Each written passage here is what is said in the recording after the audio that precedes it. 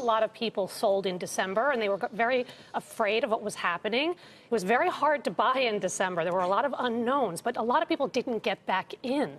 And so I think you have a lot of people that are still very skeptical about the rally, and they're also still very nervous about global growth. And that's last year's story, in my opinion, right? Because we know about global growth slowing. We even know about growth slowing here. But I've mentioned a couple of data points about China because it does drive global growth. And we got commentary just last night again from the PBOC saying that they were going to do more than what they've already done in terms of fiscal and monetary policy stimulus. And last week didn't get a lot of press, but total social financing, that's a liquidity measure in China, rose 80% in March, up from 25% in January and February. So clearly there's momentum building, and that will have implications for global growth. So this scare about global growth, I think, is behind us.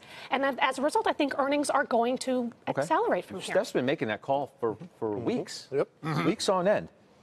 Pierce, she could be right. About 30 points, Farmer Jim, away from S&P, new high. So my colleagues just gave excellent analysis of what's driving this market higher. Thank you very much. Now let's talk about emotions. Let's talk about sentiment, Scott, because that's also what's driving this higher. And I can't help but think of Sir John Templeton's phases of a bull market. I'll give you the last one. They die on euphoria. We haven't had euphoria in this bull market. We haven't had it in the 10 years plus that it's been going on. We almost had it in January of last year, but then that rolled over. So when I see Mr. Fink saying that retail is on the sidelines, he's absolutely right. And euphoria comes when retail dives in. What's going to trigger that? You and I both know what's going to trigger it. Setting a new high.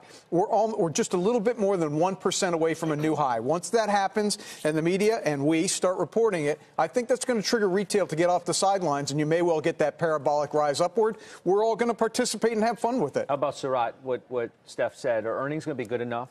Have we seen, are we in the midst of putting the trough in earnings, and then you're going to get a ramp up, and then you get a melt up like Fink says? I think Steph's right. I think it's so much under promising, and we're going to over deliver on this earnings season. Everything was brought down so much in December just because the uncertainty was so great when you look forward. And I think what you're going to see then is earnings growing. Multiples will probably stay the same, but if the money does come in from retail, you will see multiple expansion.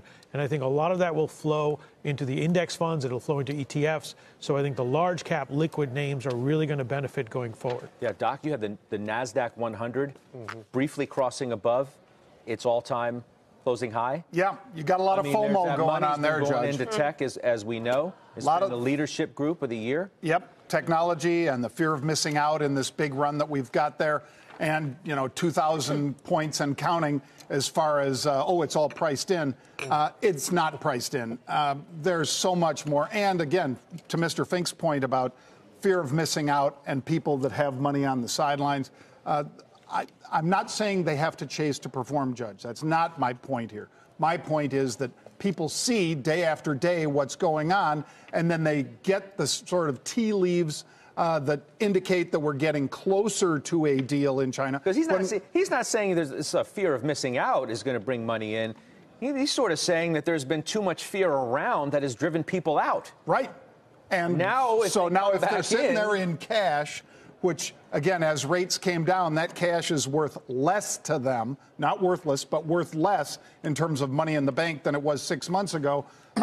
Less competition for that. That's why I say that money will be chasing in, I believe, and we get the right kind of deal, which is key from China, and then we move on to Europe. And I think this thing could, the IMF that was so conservative with the readings that we got today, that will turn around on a dime.